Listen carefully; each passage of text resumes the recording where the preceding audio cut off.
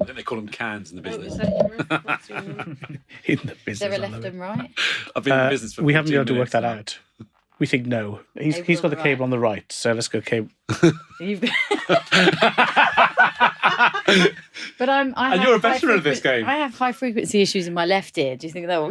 Maybe we should do some DJ The cable style. tight. tether it, don't worry, it'll be apparently I fine. can't hear dolphins. But, Really? There's none of them here. So they might just sneak up on you and steal your drink. You near the serpentine, you never know. Terrifying out there. Okay. So meanwhile, back on Planet Relevance.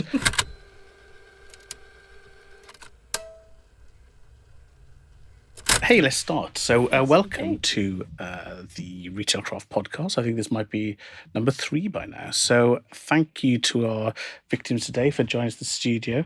Nadine, Sally. We're also here with Jamie. Hi, Jamie. Martin. So Martin and I are head of research. So just in case anyone doesn't know, who are you? Jamie Merrick. I work at Salesforce in the industry strategy and insights team. Wow, we are honoured. Thanks, Jamie. Thank you. And Martin, tell everyone who you are. Martin Shaw, Head of Research at RetailX. Wonderful. Now, those who are familiar with our wonderful magazine cover, Sally will know you, but just in case, who are you? So I'm Sally Heath Minto, and I was previously the e-commerce director at New Look, and now I am in an advisory role for Revolution Beauty, which is my husband's business. For now. For now. Exactly. Exactly. Well, maybe we'll see what happens. But also at Revolution Beauty is Nadine. Tell us what you're up to, Nadine. Yes, so I'm Nadine Neatrour and I am e-commerce director at Revolution Beauty. I can see there's a real hierarchy here between the two of you. So that's the line on the middle, e-commerce director responsible for an e-commerce business. Yes, so we don't have any brick and mortar outlets of our own. So really it's the direct to consumer business. So e-commerce, but anything on digital products, basically. So tell us a bit about beauty, because we were chatting with Emma last issue about some of the interviews you've done with Birchbox. But everywhere we look, there's a beauty revolution going on, both in terms of the product and the selling formats. So just to catch everyone up, just tell us a bit about Revolution so we can understand the business a bit more. Yeah. So I guess from a macro point of view, I think there's 3 interesting things that are leading to beauty having a bit of a revolution at the moment. And that is, it's well documented that in kind of recessionary times, you have the lipstick effect, which is, you know, where people invest in small treats. And obviously the price point of beauty is kind of aligned with that. And I think that when you layer that on with the Instagram generation, where every day you're putting yourself out there and you need to show the best of yourself, I think that's really helped to really generate so much growth in that area. And I think then if you overlay that on the fact that actually as a category it's become much broader because of focus on different types of products within it as well. So it's not just about mascara and lipstick, but you've got eyebrows, which are kind of like the biggest thing. You've got to have great eyebrows, and there's lots of products now associated with that. Skincare, hair care, all of those things are coming and giving weight and breadth to the industry. So I think that from that point of view, then launching a brand into the centre of that, covering those areas has really, really worked well. And, you know, Revolution started, and my husband loved the word revolution, and we sat round the kitchen table, and I remember it distinctly. We were having a conversation about what to call the brand, because he quickly had to start a new makeup brand. And, you know, he's been doing, you know, makeup all of his life pretty much. And he loved the word revolution because of the power of what it meant and what he really wanted to express and do with this. And essentially, he's a disruptor. The brand is disrupting the industry, and it's all about fast beauty. So he was looking at clothing, fashion, and the fact that fast fashion was really driving the market. You know, consumers want something tomorrow. They see something on social media. They want it today.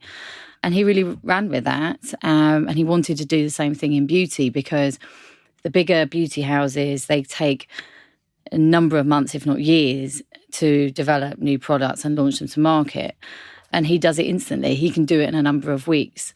And he's constantly churning those products out as well. So tell us the how there then. So if the combined might of the big houses are quite happy to chunk along seasonally, annually. Firstly, how are you able to do that? Well, I think in a smaller business, you can be a lot more agile. You can make decisions right, there and then. It's all about your supply base once you've got a factory that can really support you as well. But it's just looking at that. And actually, one of the biggest things that Adam did from day one, bearing in mind there's never been any above the line advertising, is he went straight for engagement with the end consumer. So he had conversations daily with bloggers, vloggers, and actual customers, and has created from the bottom up a really powerful voice with the customer. And in those conversations saying, what do you want? He still does it today. What would you like to see next? Which brands do you like? Which high-end brands do you like? But where the price point is out of your range. And what he's created therefore is this real powerful force in this, and it's called Mass-tige. So it's mass product, affordable price point, really doing the trends, but it's doing it in a prestige way. And I think that's what differentiates the brand from other people in the space. So give us a feel of the scope of it then. So I've got the image of the kitchen table, and I've got the image of the global luxury brands. So I assume you're now more than one table full, but maybe not yet buying Chanel. So where in between are you fitting? What's the sort of the dynamics of the business? In terms of product range, growth, stores, outlet, customer base. Yeah. So currently, Revolution as an umbrella company now. So it's the fastest growing beauty, makeup brand in the world. It's distributed through Superdrug as its major partner in the UK, but also has a really fast-growing business in the States with some partners there, and also in key European countries as well. So we've got one of our biggest markets is Poland, Spain, we've got Czech Republic. But international sales, actually online, it's more than 50% of the sales are coming through internationally. So it's all about the engagement with the customer, no matter where they are. So it hasn't actually been just, the relationship with Superdrug, but it's actually been the relationship with the customer internationally. So I just think that it's just the most exciting story, and I've only been with the brand for about a month now, so I'm still in the newbie phase of just really loving it, and long may it continue. But Sally's really right, it's really leading a revolution in the beauty industry. So when I worked at Space NK a number of years ago, the success that I saw there was amazing too, because actually beauty was still an affordable luxury, and especially in the luxury space. So whilst you maybe weren't going to go out and, drop £1,000 or £3,000 on a handbag, 100 quid on a really nice, expensive beauty product, people were still doing. And it was kind of like a guilty pleasure.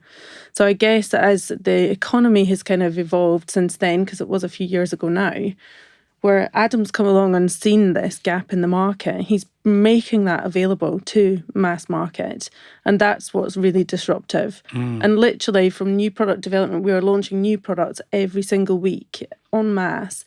And it's about 12 weeks from concept to delivery. So the fluidity of how quickly we're actually turning things around and getting it on shelf is phenomenal. So what's driving you're growing so fast, it sounds brilliant. Is it because people are able to buy a product for £5? I was looking at the Daily Mail for research purposes only, just to be absolutely clear. But there was a Revolution lace bake, I think it is. It's £5. It was associated with the way Kardashian does her regime. And everyone was saying had wonderful 5-star reviews and all that sort of stuff. So is it people just buying more and more and more once they found it, or is it loads of new customers? Is it telling each other, and how, what's the driver? Yeah, so listen, traditionally you would go to a beauty counter and say, I'd like to, give me some advice on how to, to make the best of my face. Are these exactly right? I think pretty they just much show us the door. There's too much to work here. Sorry, off you go. I want to look lovely for this event. Can I just say, this is why we're doing a podcast, because Jamie and I were told in January that we didn't have faces for video. Hashtag face for radio. Well, I've got some products that can help with that. Thank you very much. A lot of them. Yeah.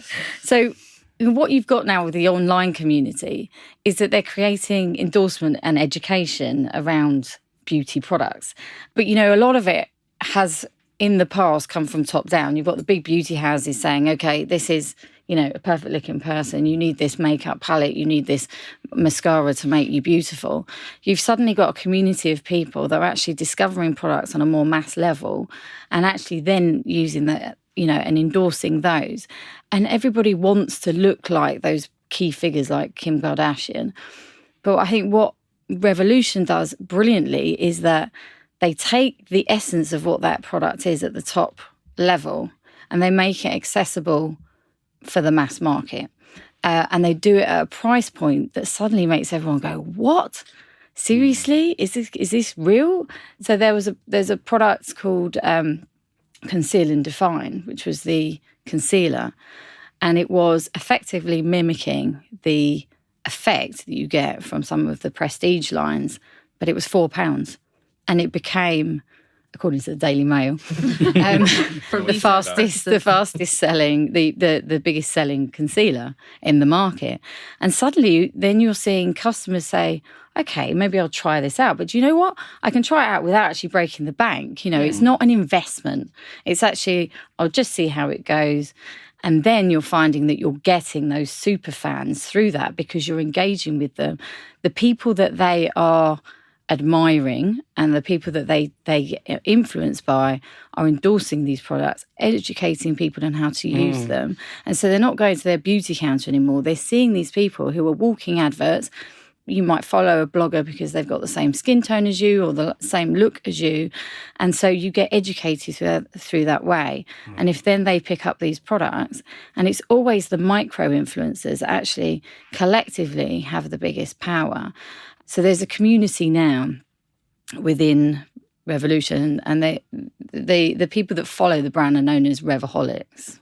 Right. So there's a hashtag and it has really grown momentum, and it's that sense of community of I've discovered this amazing brand and isn't it wonderful, and the fact that they've got new products every week, I can get so excited. And I think one of the funnier comments that I see are that, oh my God, you're killing me, Revolution. I've just spent all my money at Superdrug and now you've brought out another product that I need to have, and it's that excitement, but it's so accessible at the same time. And I think but it's a good quality product as well. It does not compromise on performance.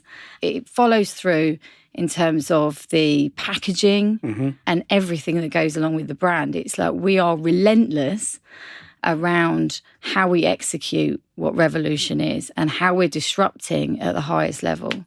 Part of me is thinking the planet's going to go to hell in a handcart because of increased consumption, but yet your products are well sourced, well made. You've got a vegan line, which my daughter was very happy about. So just tell me about this balance of product quality. You've touched on it a number of times, but let's open that up a bit. The products are not face melting chemicals that are cheap and so on. This is a well sourced, high quality products, well packaged, and a great experience. Yeah. So vegan, tell me a bit more about that. Yeah, so we're 100% cruelty free. So we do not test on animals. And that goes back to a lot of the essence of what the brand is all about as well, because it's not just about those kind of technical perspectives as well. It's about who the appeal is to. So the point about the brand is that it's inclusive to everybody. So Adam really believes that everybody has the right to feel beautiful, but not have to spend a lot of money in getting there. And so the way they engage with the influencers and the customers is such that it's okay to be as you are. So as an example, there was a blogger, a relatively small influencer who had bad acne. And she had been rejected by some of the larger beauty companies because she wasn't beautiful to endorse their products. And actually, she did a video using Fast Base, which was the new foundation that Revolution were just bringing to the market. And it went viral because the effect, the way that product actually performed on her skin was amazing. It's £5. And it was the fact that Revolution wanted to run with that because It's all about making someone feel beautiful and feel good about themselves. And that is the essence. It's about being inclusive. No one is excluded. Everyone has the right to be beautiful. And that traction that we got, it's advertising without you advertising. And it's not coming from a point of, we deliberately went after somebody who was like that. It organically happened because that is the ethos of the brand. And I think that authenticity thing is where they've got a really powerful message, because it is genuine. It is about people and creating that community and giving them what they want. It's not about saying, here we are, this is some beauty that you just need, take it or leave it. Yeah. It's actually about helping people to really feel good about themselves. So authenticity, one of my favourite words. So, please see that. And it's something that's been coming out from a lot of from all of our guests so far, which is great. I want to track back, though, to something that I think is great and also worrying at the same time, which is social media. So, I follow you on Instagram, so I've seen, as you become more involved in beauty, that your hashtags have changed. So, you've become a direct marketing person. It's part of the way you live your life, the way you attribute your photos. So isn't this putting a massive pressure now on staff who previously would have been, I'm just a head office, I run a business, but it's my own life is my own life. Now we're all sort of marketing, and I get the authenticity, you believe and you want to, but it is quite a pressure on you. So, you can't tweet about a bad day or a spot breakout or someone else's brand. People are looking to you as someone who's carrying the brand values. Is that a change? Well, I don't think that's all true. I think what's fascinating to me out of all of this process is that Adam from day one has been talking to his customer, whether that's influencers or whether it's customers directly. Out of that, and because of our life, people have become interested in us as people because they've had a connection with him for so long. Yeah. And because he talks to them, his social media feed every day is him engaging. He's not, as a company owner, removed from it. He gets right stuck in and gets involved. The knock-on effect of that is people are interested in my life with him and with, my baby. And, we get some fantastic comments and support, which is from people we don't know, because they feel part of our community. We were on holiday and somebody had said, "Oh, you're like the new Posh and Becks," which I thought was just unbelievable. I loved it so much. It was such a cute thing to say, and it was meant as a compliment. Yes. And it was lovely to feel that people felt they were able to say that. And I said it to Nadine. She said, "Oh, I thought that was a friend of yours." I was like, well, it's not. They are now. They are. It's just, and that's, I guess, where it's at. And so for me, it feels very natural, but I still tag other brands because I'm still, I'm a fashionista. So I will still tag all of the brands that I buy. But I'm an authentic content creator because no one's paying me, apart from the fact, obviously, it's Revolution, but no one's paying me to tag Zara or H&M when I have those, when I do. It's the fact that I'm creating that authentically. And that's where I suppose that the line is. Yeah. And I guess anybody working for Revolution is passionate enough that they want to do the same. I think that your experience is slightly different to mine because obviously your relationship with Adam, you've kind of been drawn into the brand DNA as a byproduct of that. And Adam, absolutely, as our founder, he's core DNA to the brand and the proposition, and everything that Sally's just said about authenticity begins there. And the product, the quality of the product, everything he wants to do is born out of that social media relationship or direct conversation with customers. And I think, what's exciting about the culture of the organisation, I can say this, being somebody relatively new to the brand, is that it is a culture. And everybody that works there is really passionate about it and has a genuine interest in A, what the brand stands for, and B, what it delivers. And so therefore is driven and motivated to be part of the team. So we are basically #Team Revolution. And we all just, love it. And so in my personal life, I guess I keep my social media channels slightly separate. So I do have a very private side, but there is absolutely a cross-contamination because I'm so passionate, A, about the industry and B, about the brand. But again, I would say that I'm not censoring what I would post because I'm thinking about whether or not it's appropriate, because I do think that authenticity is still very core to what we do. Let me pick up on the brands, because you have a stellar brand background. So you worked for mono brands, whether it was Space NK. I'm trotting mentally through it, but you had the Moet Hennessy. Wines and spirits. Exactly. So there's a lot there where you've been working for a brand, but as far as I know, Moet Hennessy doesn't have someone walking around authentically inventing things and talking to customers. So, what have you brought from that branded world? Well, you say that, but actually, the craftsmanship and the effort that goes in and sits behind each one of the brands in the Moet Hennessy portfolio is absolutely there. So what I have loved about any brand that I've worked for is that affinity with the brand and the product. And I've always been a great advocate for authenticity in branding, because I think what the difference between sort of retailers en masse versus brands for me is in that understanding and relationship with the customer. So actually what was fascinating at Moet Hennessy, because it wasn't a direct-to-consumer business, first of all. So the brands exist and have relationships with customers, but didn't have any relationship with the end mile in terms of how a customer bought the product or how they consumed the product. And therefore, all of the branding work and the social media and marketing and the amazing events and everything that went with creating that brand image was all done because of the love of the brands that they were working for. And they're all different. So Veuve Clicquot versus Dom Perignon versus Runard, they were all in their own separate right doing amazing things true to their brand DNA and bringing that lifestyle and aspirational value to customers. And of course, my role there in terms of developing direct-to-consumer proposition was then looking at the end purchase. And from a multi-channel perspective, it was making the product available and taking away the barriers of, does it matter if someone buys it in a supermarket or if they buy it in a caviste? The pricing was one issue, but the actual engagement with the brand was something quite different.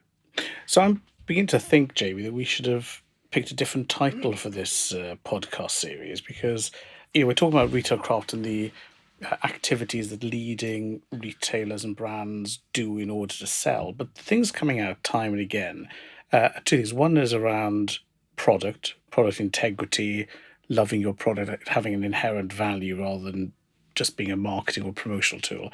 And the other thing then is the culture, this idea of authenticity, passion.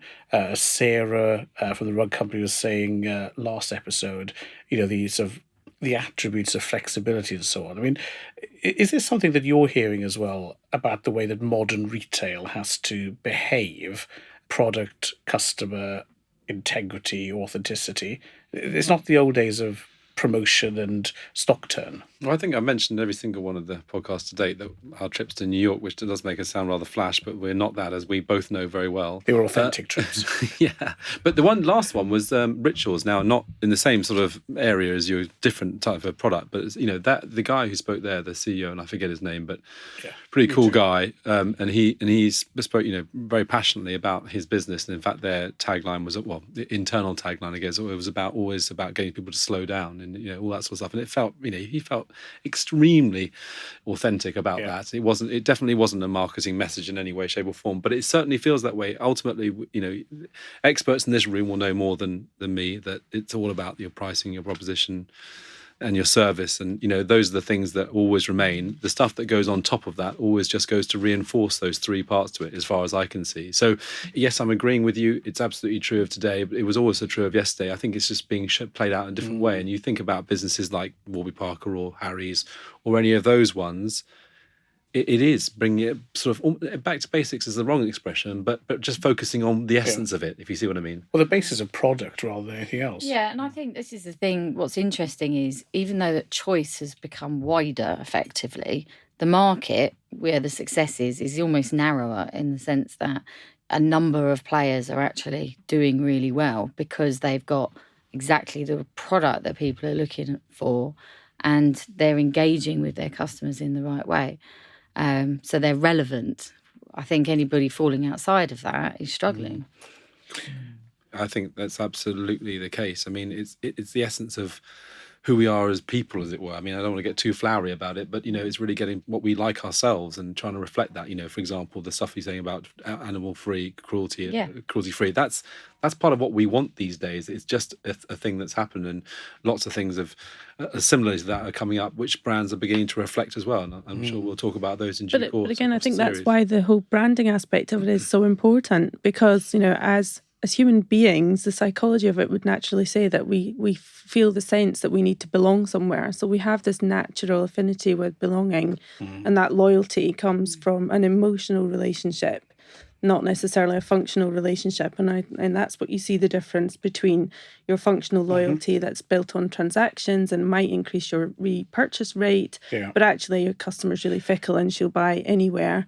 But versus an emotional loyalty where somebody just absolutely loves what you do and stand for and will come and repeat purchase with you because they want to buy from you. So all this is lovely, and luckily my concealer's waterproof. Yeah, my tears of happiness and joy. On its way. But practically speaking, when you have a brand that has this connection with customers, product that you can stand behind, a good culture back at the ranch, does the website look and act like everyone else's?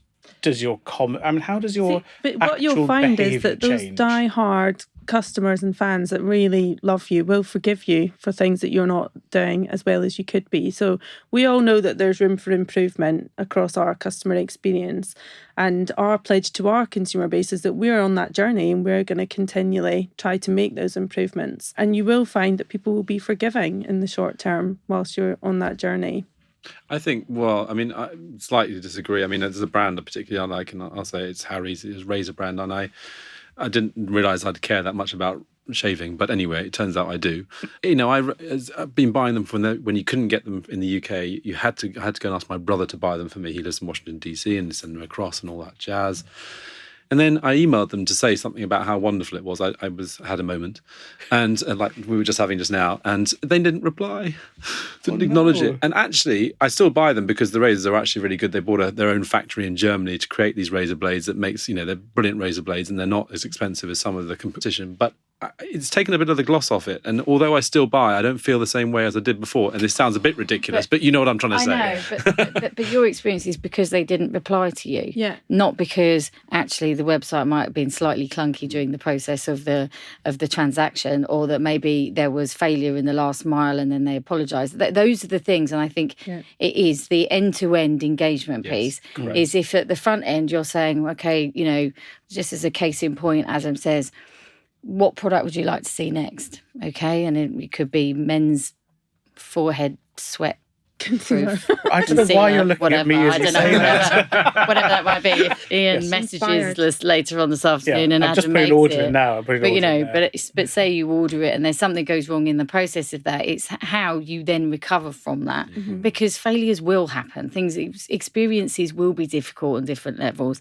But I do support what Nadine says, is that at the start of a journey, Revolution is 4 years old.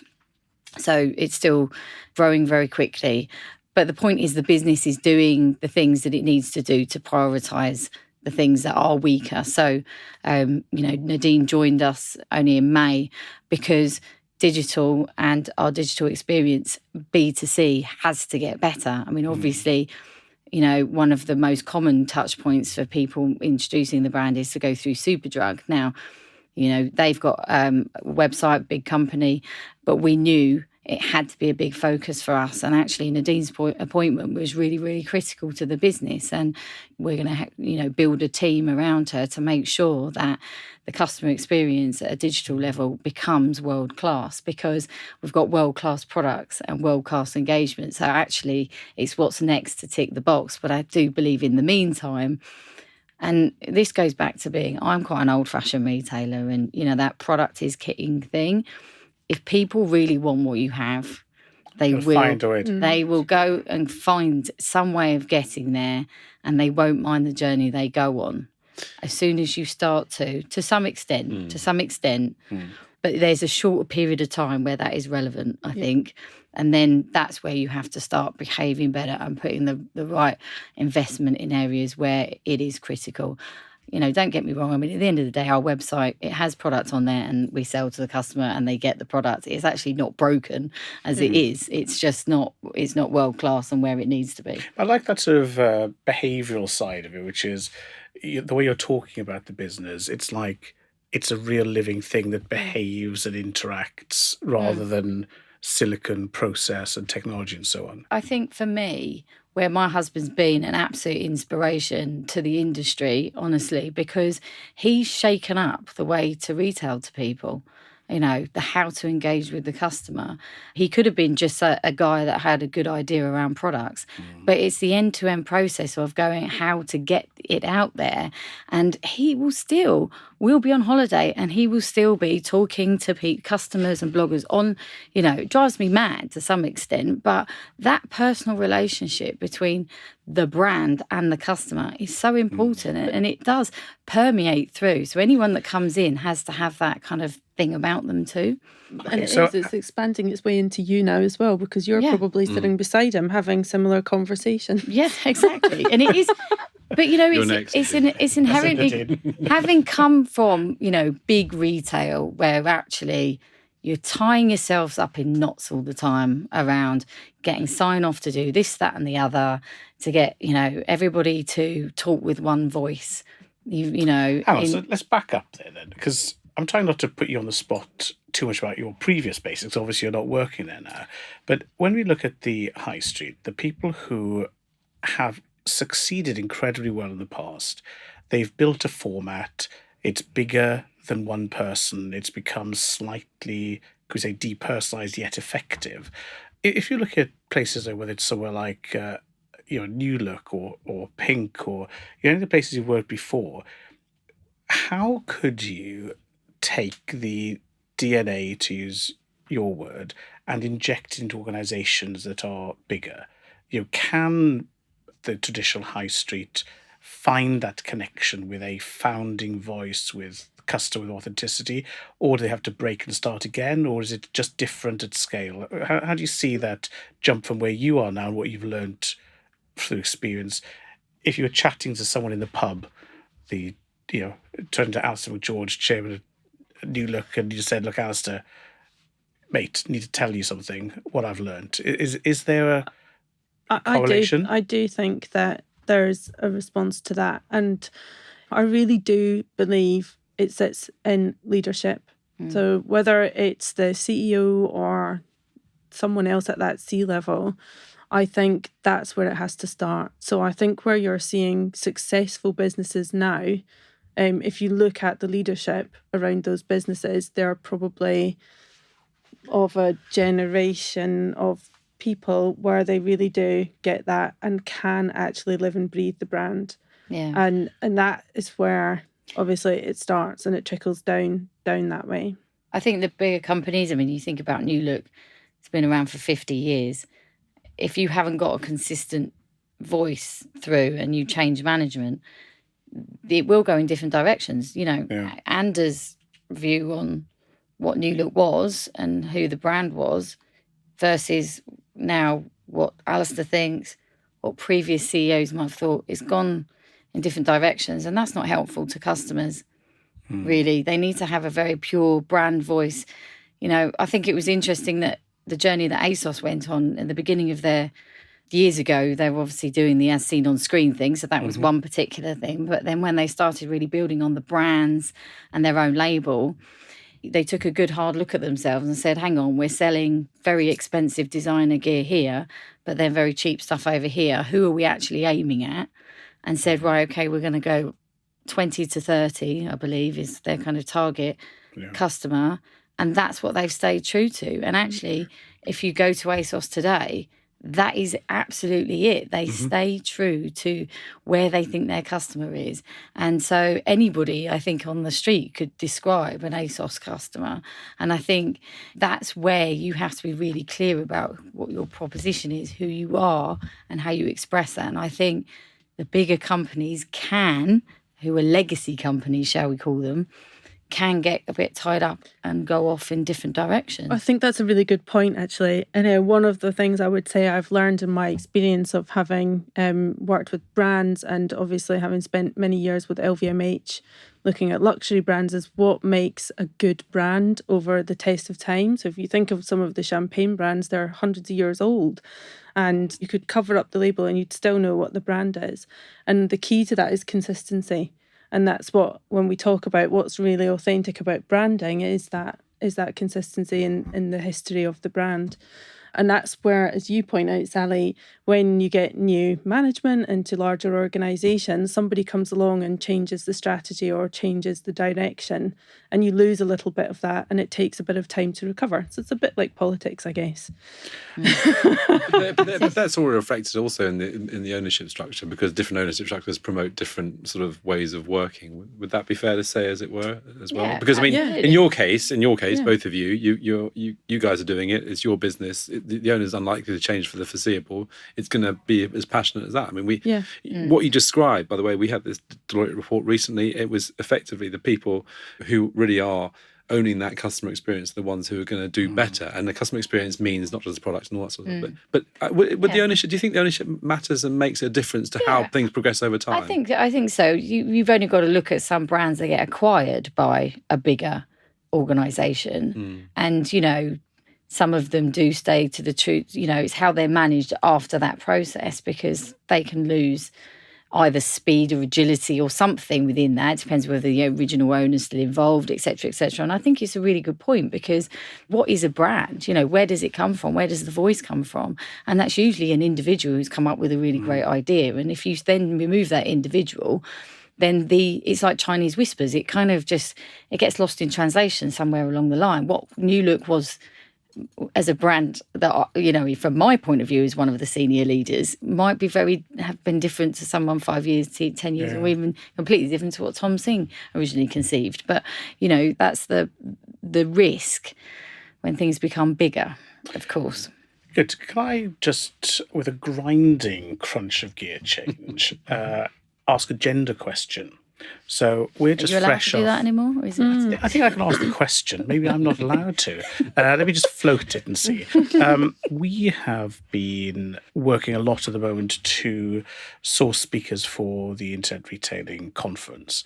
And so, although we're normally pretty gender blind, when you just look at a long list of 200 people you want to speak, senior people in major retailers, it is not a 50-50 gender balance. It's not a 50-50 racial mix. There are many other balances that are not being balanced. But in this case, we just looked down the list and thought the gender balance isn't as you'd expect it. And when you look at mid-senior or emerging leaders, there is a better male-female gender split. But I'm just wondering, when you think about talking to young women about entering retail, whether it's going to be your kids, your friends, are you saying to them that this is an industry where gender plays no part and they can develop and achieve? So you two are both running a business, so in a way you're already the achievers, but you look at Retail Week with their really interesting Be Inspired campaign, Women in Retail, there are lots of initiatives, but I've just looked down a list of 200 people and the balance isn't there. So would you recommend women to come into multi-channel? And what, as an industry, should we be looking at to make sure it's has a better, more equal outcome in seniority terms? Wow, that really was a gear shift. It was, wasn't it? Everyone's now looking, oh my God. Yeah, I don't know. I mean, I'm not really a feminist, to be honest, in that, I like to see women doing well. I also like to think that, the best people get the best jobs, or you match the right skills and profile to a role and get the best out of it. What would I say to my children if they said they wanted to go into retail? I would absolutely encourage them to do that if they wanted to. And, the best advice I would give anyone is to do the best that you can do and to enjoy what you do. At the same time, I am aware and I have seen this kind of imbalance. So I do like to encourage women to build confidence, to be able to have those conversations. At the end of the day, we do have a different anatomy, and at some point that does kind of come into play. So if a woman goes off to have a baby, for example, they have to take a period of time out of their working life to do that. And then when they come back again, they have to balance having two jobs, essentially. So being a mother and also being at the peak of your career. I mean, I'm actually in that boat at the moment myself, so I speak quite knowledgeably about that. And it's not easy. So I think motivating women in those situations and encouraging them and making that work-life balance accessible is really, really important to make sure that the talent is maintained and nurtured all the way through the levels that you can go. Yeah. And from an employer perspective, then, flexibility about workplace, ensuring people are heard, pays a dividend irrespective of gender. I'm all in favour of good working culture. I really think, encouraging people to do the best work they can because they're motivated and they want to do it is absolutely the way to get the best out of people. And if that means, allowing a little bit of flexibility to arrive in the morning or to leave in the evening, then I'm absolutely good with that. Well, especially when you're on social media. Especially when it's me. On social media 24 hours a day anyway. Well, yeah, exactly. Yeah. I mean, we're never not thinking about it. It's an always on kind of approach. Good. Well, listen, I'm sure that our listener will have a view about this irrespective of his or her gender. So do chip in. It's something that we're looking at, especially around our events and representation of who's speaking for and to the industry, so we're very keen on. Yeah, I've got a couple of perspectives on this subject actually as well. And I think, well, first of all, through my career, I never really felt there was much difference. It was always that, just do your best and hopefully, you'll do well and progress through. I think specific to the digital industry, though, there probably needs to be more support at an education level around women getting into the tech side. I think that's underrepresented. And I think more and more it's going to be called on for people leading businesses that they have that experience. So the more that the educational area can actually support women going into having interest in and then following up and having a career on the digital side would mean that we have more representation at the top level. And I think it is really important to have women there. What was quite interesting for me when I resigned from New Look, I had a lot of the younger female people in the business saying to me, oh my God, this is so sad because you're my inspiration, where will I get inspiration from? And I hadn't appreciated how much inspiration I was giving just being in that role. Yeah. So it's not about companies going, well, okay, we need to have a quota, but understanding the impact. It's not about, oh, we need to give a woman a job because that woman may or may not be capable of doing the job. It's more about the actual factor of the inspiration that person in that role will give other people coming through the ranks, that that drive, that they see what the end goal could look like. And I think that was quite powerful for me. So I think companies, they need to have that flexible working, which makes it more attractive for people to stay in those jobs. But actually understanding the power of that in the first place is just so important. Great. Well, look, I think that's a fantastic note on which to end. Thanks for sharing that. We've covered quite a gamut today, the whole colour balance from concealer for my forehead to authenticity to product quality, innovation in the company, leadership. That has a pretty good go in the studio. So we'll just call it quits there. So dear listener, if you want to tell your friend to subscribe, I'm sure there'll be a button somewhere on the website. So we'd like to double our listenership. Thank you for that. And in the meantime, Nadine, Sally, Martin, Jamie, thanks guys. That was a good one. We'll see you next time. Thank you. Thank you.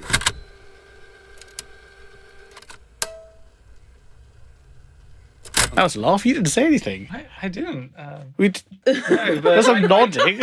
I came in really wanting to ask a few questions about performance. It was quite and hard how to get the word in it. Sorry, are we headphones on or off?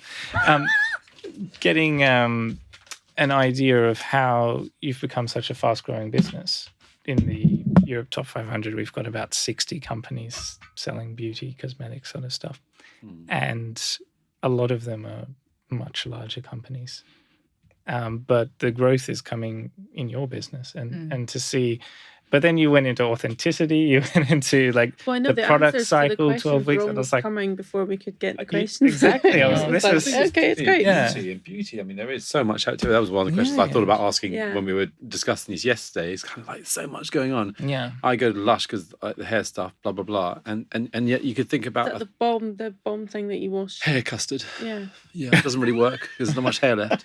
Anyway, but that's an example. What's it called? Glossier. Yeah, all those businesses. I mean, Sephora. It's crazy amounts going on, and authenticity is massive, and beauty particularly. But what I was also going to say, which I didn't say, is that from my time at Space NK and over those years, that beauty industry has really matured a lot on this curve. So way more so than some of the multi-channel retailers on the high street, I would say, because they had to find different ways to engage with audience. So when the beauty model was through the department store, it was so different. So they've evolved since then, and then they've gone direct to consumer.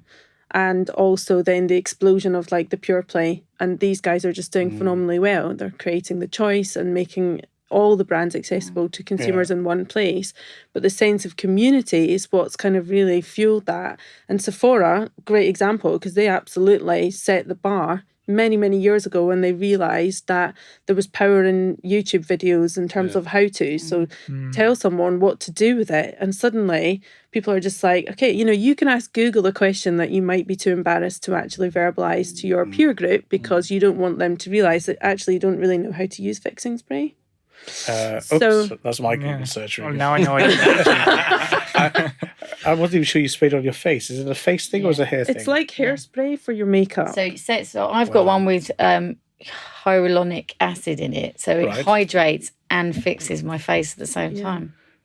Oh, God, I've got a whole learning curve. That's what I mean about the kind of the breadth of your products. girls will keep you right there. Yeah, they're all just stealing everything they get hands on. Yeah. I'm all over this lace bake, by the way. £5. I think it's going to work for me. Yeah. If I need to make sure the kids don't listen to this because now they've sorted out Christmas. Yeah. It's only £5 a time. As long as they don't know that, I'm done. Yeah. Well, no, you can go for the gift sets. And They're the biggest selling gift sets at Superdrug. It's much better this than Sephora's. I mean, it's expensive, that stuff. Yeah. I was thinking that if we had a vote at the bottom for, have you learned most things that are useful to you in real life? I think this would score highly. Hey, I think it must be Negroing your clock now, do you? Yeah, That's wonder. so. Great. Let's Thanks, do it. guys. Thank you. Thank you so much.